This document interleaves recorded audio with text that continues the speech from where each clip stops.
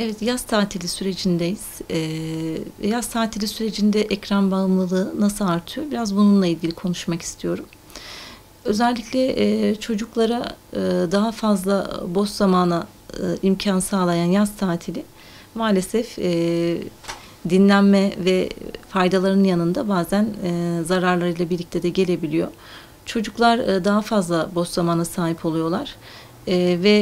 Okul sorumlulukları, ders çalışma sorumlulukları da kalkınca ekran başında daha uzun süre geçiriyorlar.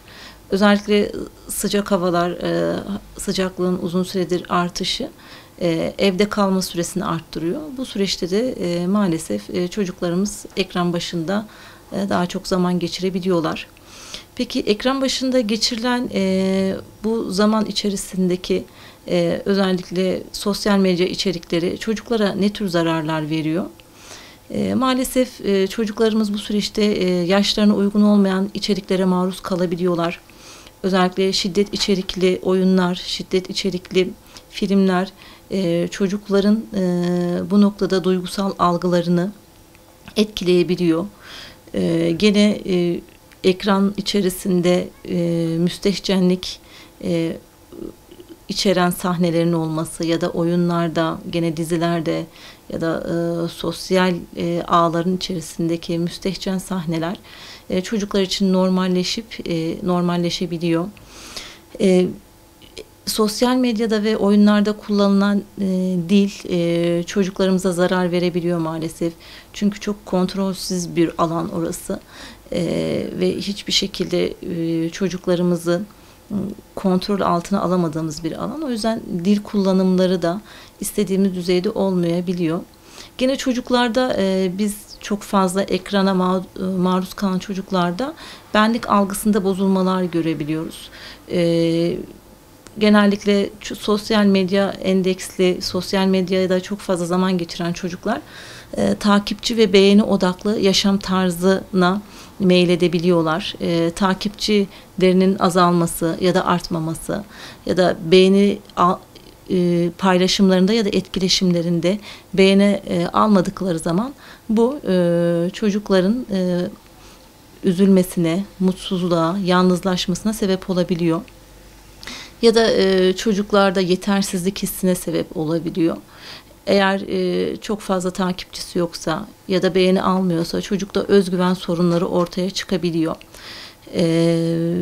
Gene aynı şekilde sanal zorbalıklar görebiliyoruz. Özellikle akranlar tarafından sosyal medyadan dışlanmak gibi ya da aşağılanmak gibi sanal zorbalıklara mağdur kalabiliyor bu çocuklar. Ya da sanal ortamdaki kötü niyetli insanlara verdikleri bilgilerden dolayı mağdur olabiliyorlar, tehdit edilebiliyorlar ve maalesef çoğu zaman bundan ailenin haberi olmayabiliyor.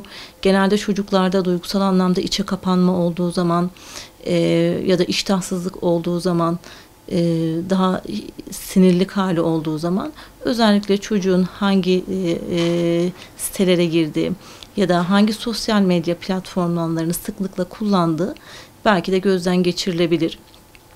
Genel çocukta bir bağımlılık oluşabiliyor. Sürekli bildirim ya da video akışı çocukların zamanı kullanma becerisini de maalesef törpülüyor. Çocuk sürekli bildirimlerle maruz kalıyor ya da video akışını durduramadığı için o süreç içerisinde sürekli ekran bağımlılığı gelişebiliyor. Ve bu ekran bağımlılığı neticesinde çocukların dikkat süresi kısalıyor, öğrenme ve motivasyonları azalıyor ve çocuk bu noktada ekrana bağımlı hale gelmiş oluyor maalesef. Peki aileler bu konuda ne yapmalı, nerede durmalı? Bununla ilgili biraz konuşmak gerekirse açıkçası özellikle dijital denetim uygulamaları kullanılmalı. Biliyorsunuz ebeveyn programları var ya da internette ebeveyn paket programları var. Çocuğun ulaşabileceği ya da çocuğun ulaştığı siteleri, sosyal medya platformlarını bu şekilde takip edebiliriz. Günlük ekran süresi mutlaka sınırlanmalı. Sınırsız ekran kesinlikle verilmemeli. Günlük ekran süresi de çocuğun yaşı çarpı 10'dur. Örnek veriyorum, çocuğumuz 10 yaşındaysa 100 dakikalık bir ekran süresi gün içerisinde yeterlidir. Bu tablet, telefon ve televizyon ortalaması olarak söylüyorum. Bir gün içerisinde çocuğumuz 100 dakikalık bir ekran süresi verebiliriz. 10 yaşındaki bir çocuk için söylüyorum. Bunun fazlası hem çocuğun bağımlılığı açısından hem de çocuğun sosyal medyadaki ya da oyunlardaki süreyi maalesef doğru kullanılmaması açısından sıkıntı oluşturabilir. Ebeveynler olarak bizler örnek olmalıyız. Kendi dijital alışkanlıklarımızı gözden geçirmeliyiz. Çocuklarımızdan ekran süresini kısıtlarken biz ne durumdayız? Bunu bir masaya yatırabiliriz belki de. Kendimiz de aynı çerçevede ekran süremizi kısıtlamalıyız. Çocukların sosyal medyada ya da dijital ortamda girdikleri içerikleri takip etmemiz gerekiyor. Ya da içerikleri birlikte takip edip çocuklarla birlikte izlemek, onların gördüğü içerikler hakkında sohbet etmek çocukta bilinç oluşturacaktır. O yüzden çocuğumuz hangi oyunu oynuyor, hangi sosyal medya platformunda takılıyor, hangi kanalları ya da influencerları izlemekten hoşlanıyor. Bunları çocukla birlikte takip edersek gördüğümüz bir hatayı ya da yanlışı da birlikte düzeltme imkanına sahip olabiliriz. Ekran süresini kısıtlarken tabii ki çocuğumuza alternatif üretmek zorundayız. Yaz aylarındayız. Evet, okulun olmadığı, ders sorumluluğunun olmadığı bir süreç içerisindeyiz. Çocuklarımıza alternatif üretmeliyiz. Bunlar imkanlarımız neticesinde ev içerisinde birlikte kaliteli vakit geçirme gibi ya da dışarıda ailecek yapabildiğimiz etkinlikler ya da çocuklarımızı göndereceğimiz çeşitli kurslar, aktiviteler. Şu an biliyorsunuz camilerin aktif olduğu bir süreç içerisindeyiz. Hani çocuklarımızı camiye yönlendirerek ya da değişik spor dallarına yönlendirerek alternatifler üretmek zorundayız.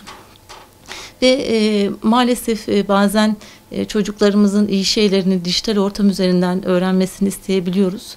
Bu çok da güzel olur. Keşke dijital ortamda istediğimiz içeriklere her zaman maruz kalsalar ama biliyoruz ki daha popüler algoritmalar göz önünde bulunuyor sosyal medyada. Bizim dini ya da değer temelli dijital içeriklerimiz yeterince görünmüyor.